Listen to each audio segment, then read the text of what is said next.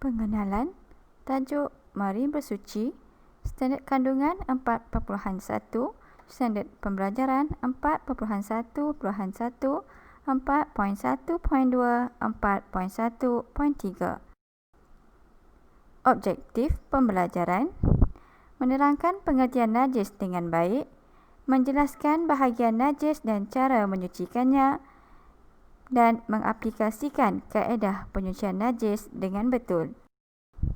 Definisi: najis dari segi perspektif Islam boleh didefinisikan kepada tiap-tiap benda yang kotor, iaitu tidak sah solat sekiranya hadir pada badan, pakaian dan tempat ia mengerjakan solat.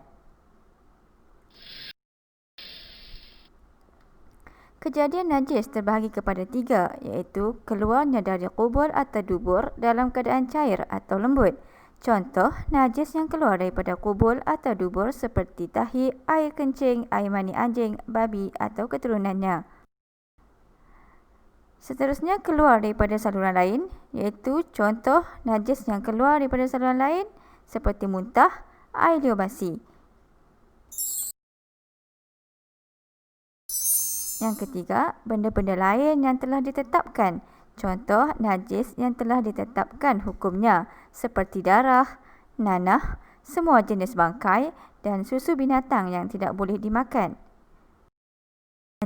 Anjing dan semua keturunannya, babi dan semua keturunannya, arak, tiap-tiap benda yang cair dan memabukkan.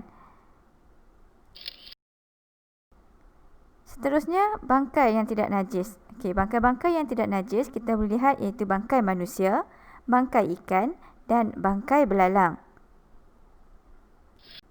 Seterusnya, bahagian-bahagian najis.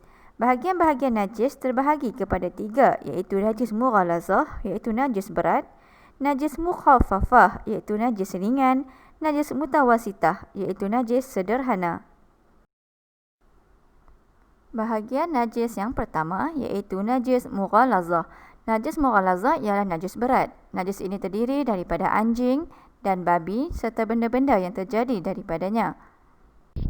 Untuk cara menyucikan najis mughalazah, yang pertama, bersihkan bahagian yang terkena najis. Kedua, kita akan basuh sebanyak 7 kali. Sekali daripadanya mesti menggunakan tanah bersih yang dicampur dengan air.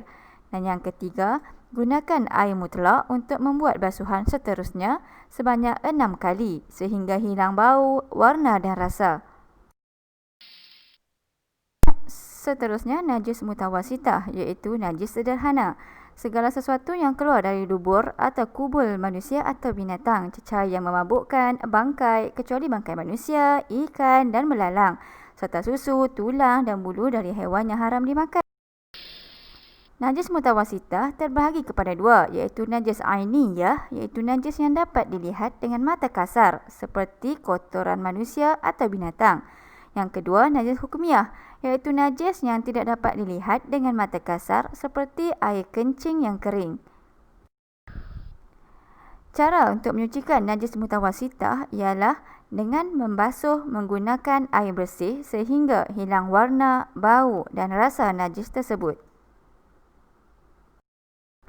Najis yang ketiga pula ialah najis mukhaffafah. Najis mukhaffafah ialah najis ringan. Najis mukhaffafah ialah air kencing kanak-kanak lelaki yang berusia di bawah 2 tahun yang tidak makan atau minum sesuatu yang lain selain dari susu ibu. Jom kita tengok cara bagaimana untuk menyucikan najis mukhaffafah. Yang pertama, basuh bahagian yang terkena najis dan lap. Kedua, percikkan air di bahagian yang terkena najis. Ketiga, lap dengan kain bersih sehingga kering. Selain daripada 3 najis di atas, masih terdapat satu najis lagi iaitu najis ma'fu, najis yang dimaafkan. Contohnya nanah atau darah yang cuma sedikit, debu atau air kotor yang memercik sedikit dan sukar dihindarkan. Dan kita lihat bagaimana cara untuk menyucikan najis ialah dengan cara menjirus atau melalukan air kepadanya. Bukan dengan cara